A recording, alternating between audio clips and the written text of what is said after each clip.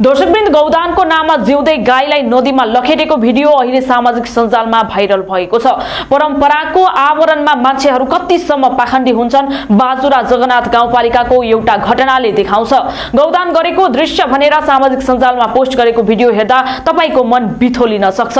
दृश्य यस प्रकार छ। कर्णाली नदीको किनार, नदीको किनारमा 2 दर्जन जति मान्छेहरू भेला भएका छन्। उनीहरूले एउटा कालो रङको गाईलाई कुटी कुटी नदीमा लखेट्छन्।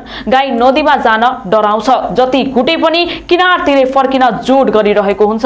ती व्यक्तिहरूले गाईलाई ढुङ्गा, डोरी र लौरोले यति धेरै पिट्छन् कि त्यसको पीडा सहन नसकी गाई नदीमा पुग्छ। गाई फेरि किनारमा फर्कन्छ, यद्यपि उनीहरूले गाईलाई त्यत्तिकै छाड्दैनन्। फेरि अर्को ठाउँमा लगेर बलजफ्ती नदीतर्फ लखेट्छन्। गाई पानीमा जान डराउँछ, तब पछाडि बसेका व्यक्तिहरूले ढुङ्गाले हान्दै लखेट्छन्। गाई नदीको बेगसँगै बग्न थाल्छ।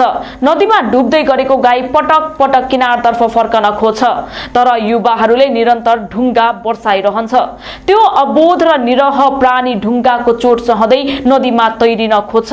यो उच्छृङ्खल र अत्यास लाग्दो दृश्य कर्णाली नदीमा खिचिएको हो। स्थानीय पत्रकार डम्बर बहादुर बिसीले भिडियो खिचेर शनिबार राति सामाजिक सञ्जालमा पोस्ट गरेका थिए। बिसीका अनुसार सो घटना बाजुरा जिल्ला जगन्नाथ गाउँपालिका वडा नम्बर 6 काप्रेको हो। स्थानीय साउने सार्की नामक व्यक्ति मृत्यु भएपछि दाह संस्कारका लागि मलामी गएका व्यक्तिले यस्तो हरकत गरेका थिए। परम्पराको नाममा बाजुरामा पहिलेदेखि नै यस्ता कृत्य हुँदै आएको बिसी बताउँछन्। गाउँमा कसैको मृत्यु भएपछि नदीमा डुबाएर गौदान दिने गरिन्छ। उनी भन्छन्, यसरी गौदान गर्दा पाप मुक्त हुने अन्धविश्वास छ।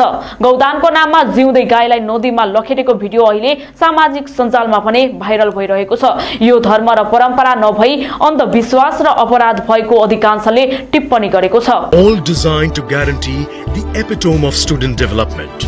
Parul University, a place where infinite dreams are fulfilled.